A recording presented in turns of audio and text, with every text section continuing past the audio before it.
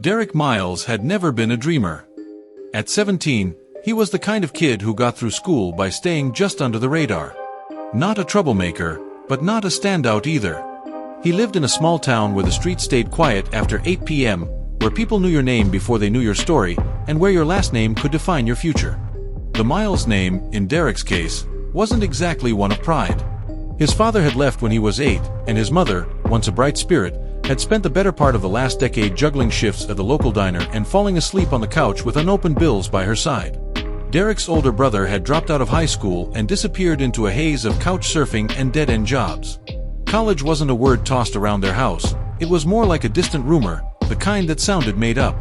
But Derek had one thing that grounded him: Mr. Everett, his English teacher. Mr. Everett was one of those teachers who believed in students too early and too fiercely. He was the kind of man who gave thoughtful comments on every essay and remembered the stories kids wrote, even if they never turned them in on time.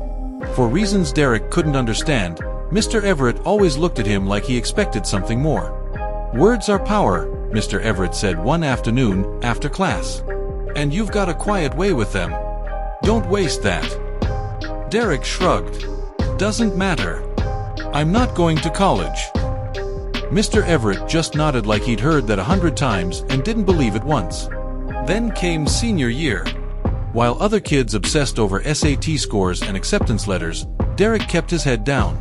He worked weekends at the auto shop to help cover rent, made sure his little sister got to school on time, and tried not to think about anything beyond graduation. Until one day, in late March, a letter showed up in the mailbox. It was a plain envelope, with a return address he didn't recognize. He nearly tossed it with a stack of credit card offers and overdue notices, but something about the handwriting stopped him. Neat. Deliberate. A kind of care that felt rare. He opened it. The first line read, "To the student who doesn't yet know his own worth." It wasn't signed by a school or a program. It wasn't a recruitment letter or a scam. It was from Mr. Everett. The letter was 3 pages long. Typed. Folded with precision. And every word of it felt like a door opening in a house Derek didn't know he lived in. Mr. Everett wrote about potential. About patterns in Derek's writing that hinted at deep empathy, sharp observation, and a voice that needed to be heard. He wrote about his own life, how he'd grown up in a trailer park and never thought he'd leave his hometown until a teacher did for him what he was now trying to do for Derek. Then came the part that made Derek's hand shake. Mr. Everett had submitted one of Derek's essays to a scholarship competition. Without telling him. It was an essay Derek had written late one night and never intended to show anyone, about growing up invisible, about wanting more without knowing what more looked like. It had won. The scholarship was from a foundation that supported first-generation college students. Full tuition. Room and board. A spot at a state university that had one of the best creative writing programs in the country. All Derek had to do was say yes. He sat at the kitchen table for an hour, staring at the letter.